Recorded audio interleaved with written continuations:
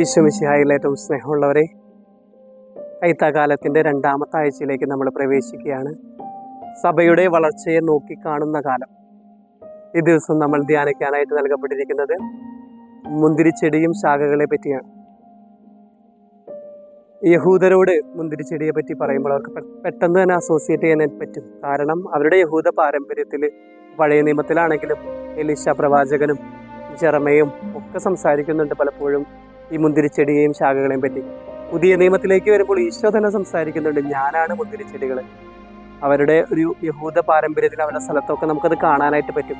ഒരുപക്ഷെ നമ്മളോടൊക്കെ അതിനെപ്പറ്റി പറഞ്ഞു കഴിഞ്ഞാൽ നമുക്ക് അത്രമാത്രം അസോസിയേറ്റ് ചെയ്യാൻ പറ്റില്ല. നമുക്ക് കേൾവിയോ അല്ലെങ്കിൽ ഇതിനെപ്പറ്റി അവിടെ ഇവിടെയൊക്കെ കണ്ടതൊക്കെ നമുക്ക് അറിവുള്ളൂ. എന്നെ സംബന്ധിച്ചാണെങ്കിൽ ഞാൻ ഓർക്കുന്നുണ്ട്, കുറച്ച് വർഷങ്ങൾ മുമ്പ് ഞാൻ തൃശ്ശൂർ ഒരു സ്ഥാപനത്തിലായിരിക്കുമ്പോൾ അവിടെ ഒരു മുന്തിരിച്ചെടി ഉണ്ടായിരുന്നു. അതിങ്ങനെ വളർന്നു വരുന്നുണ്ട്, പക്ഷെ അതിനാരും കെയർ ചെയ്യുകയോ ശ്രദ്ധിക്കാറൊന്നുമില്ല. ഒരിക്കലും അങ്ങോട്ടൊരു ജോസേട്ടൻ കടന്നു വന്നു. അദ്ദേഹം ഞങ്ങളോടൊക്കെ പറഞ്ഞു, അച്ഛന്മാരെ ഞാനിത് കെയർ ചെയ്തോളാം, ഞാനിതിൽ മുന്തിരി ഉണ്ടാക്കി കാണിച്ചു തരാം. ഞങ്ങൾ ചിരിച്ചു തള്ളി. പക്ഷേ ആഴ്ചകൾ കഴിഞ്ഞു, മാസങ്ങൾ കഴിഞ്ഞു. ഒരു ദിവസം കുർബാന കഴിഞ്ഞ് ഞാനിങ്ങനെ വരുമ്പോൾ അച്ഛ അതേ കണ്ട മുന്തിരി എന്ന് പറഞ്ഞ് കാണിച്ചു.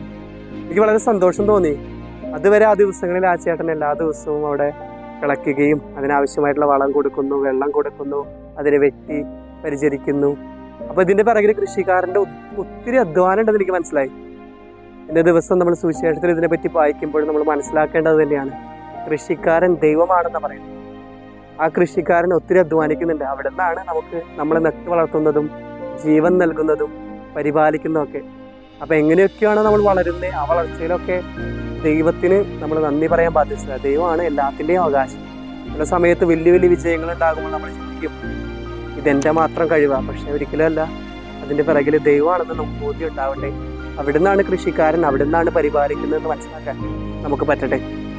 രണ്ടാമത് അതിനോട് ചേർത്ത് വെക്കുന്നതാണ് ഈശോ മുന്തിരിച്ചെടിയാണ്. മുന്തിരിച്ചെടിയോട് ചേർന്ന് വളരുന്ന ശാഖകൾ. ഈ ശാഖകൾക്ക് സ്വമേധയെ വളരാനായിട്ട് പറ്റില്ല എന്ന് പറയുന്നത്. ഞാനൊരിക്കൽ തേനിയിൽ പോയി, അവിടെ ഇങ്ങനെ മുന്തിരിത്തോട്ടമൊക്കെ കണ്ടു. അത് ഭംഗിയായിട്ട് അവർ വെട്ടുന്നതും അതിന് ഫലമൊക്കെ പുറപ്പെടുവിച്ച് നിൽക്കുന്നത് ഞാൻ ശ്രദ്ധിച്ചു. അന്ന് അവർ പറഞ്ഞ കാര്യം എനിക്ക് ഓർമ്മയുണ്ട്, ഫലം തരാത്ത ശാഖകളൊക്കെ അവർ വെട്ടിമാറ്റും. അതുകൊണ്ട് മറ്റൊരു ഗുണം, ഫലം തരുന്ന വീണ്ടും നല്ല രീതിയിൽ വളരും, അത് ഭംഗിയായിട്ട് ഫലങ്ങൾ പുറപ്പെടുവിക്കുന്നു. ഇത് വെട്ടിമാറ്റുന്നതിലൊരു പ്രത്യേകതയുണ്ട്. ശരിയായിട്ട് വെട്ടിമാറ്റിയില്ലെങ്കിൽ മുന്തിരിച്ചെടിയിൽ നിന്നും ശാഖകൾ വെട്ടിമാറി നിൽക്കപ്പെടും, പിന്നെ അത് വളരില്ല, അത് നശിച്ചു പോകും. അപ്പം നമ്മളൊക്കെ ചിന്തിക്കേണ്ടത് നമ്മുടെ ജീവിതവും ക്രിസ്തുവാകുന്ന ആ മുന്തിരിച്ചെടികൾ ചേർന്ന് നിന്നാണോ വളരുന്നതെന്ന് നമുക്ക് ചിന്തിക്കാം. ഞാൻ പഠിക്കുന്ന കാലത്ത് ഒരിക്കൽ ജീവിതം വിചാരിക്കുന്ന പോലെ ഒന്നും പോകുന്നില്ല. എല്ലായിടത്തും ഡിസ്റ്റർബൻസും ബുദ്ധിമുട്ടുകളൊക്കെ ആയി അച്ഛനോട് ചോദിച്ചു, റെക്ടറച്ച ഇങ്ങനെയൊക്കെയാണ് പോകുന്ന ജീവിതം. അന്ന് അച്ഛൻ എന്നോട് പറഞ്ഞു, നിന്റെ ജീവിതത്തിൽ ബുദ്ധിമുട്ടുകൾ ഉണ്ടെങ്കിൽ നീ ചിന്തിക്കുക, എവിടെയാണ് നീ ഹോൾഡ് ചെയ്ത് പിടിക്കുന്നത്, എവിടെയാണ് നീ പിടിച്ചു നിർത്തുന്നത്. അന്ന് ഞാൻ മനസ്സിലാക്കി, എൻ്റെ പ്രാർത്ഥനാ ജീവിതത്തിൽ എന്തെങ്കിലുമൊക്കെ കുറവുകളുണ്ടെങ്കിൽ അത് കർത്താവിനോട് ചേർന്ന് ഞാൻ വീണ്ടും ബെറ്റർ ആക്കാനായിട്ട് പരിശ്രമിക്കുന്നുണ്ടോ. അപ്പോൾ അത് ഞാൻ പഠിച്ച വലിയൊരു കാര്യമാണ്. നമുക്ക് എവിടെയെങ്കിലുമൊക്കെ ജീവിതത്തിൽ വരൾച്ച വരുന്നുണ്ടോ, ചിന്തിക്കുക. മുന്തിരിച്ചെടിയോട് ചേർന്ന് മാത്രമാണ് നമുക്ക് ആത്മീയ ജീവിതത്തിൽ ഫലം പുറപ്പെടുവിക്കാനായിട്ട് പറ്റുന്നത്. ഒരിക്കലും ഞാൻ പള്ളിയിലായിരുന്നപ്പോൾ ഒരു കമ്പനിയുടെ, ഇന്ത്യയിൽ അറിയപ്പെടുന്ന ഒരു കമ്പനിയുടെ സിഇഒയോട് ചോദിച്ചു, എങ്ങനെയാണ്, എല്ലാം ഉണ്ട് നിങ്ങൾക്ക്, പണമുണ്ട്, പ്രശസ്തിയുണ്ട്, ആളുകളുണ്ട്, ഇതൊക്കെ ഉണ്ടായിട്ടും ഒത്തിരി ആത്മാർത്ഥതയോടുകൂടി ദേവാലയത്തിൽ അവർ സേവനം അനുഷ്ഠിക്കുന്നു, വരുന്നു, പൂവൊക്കെ വെക്കുന്നു.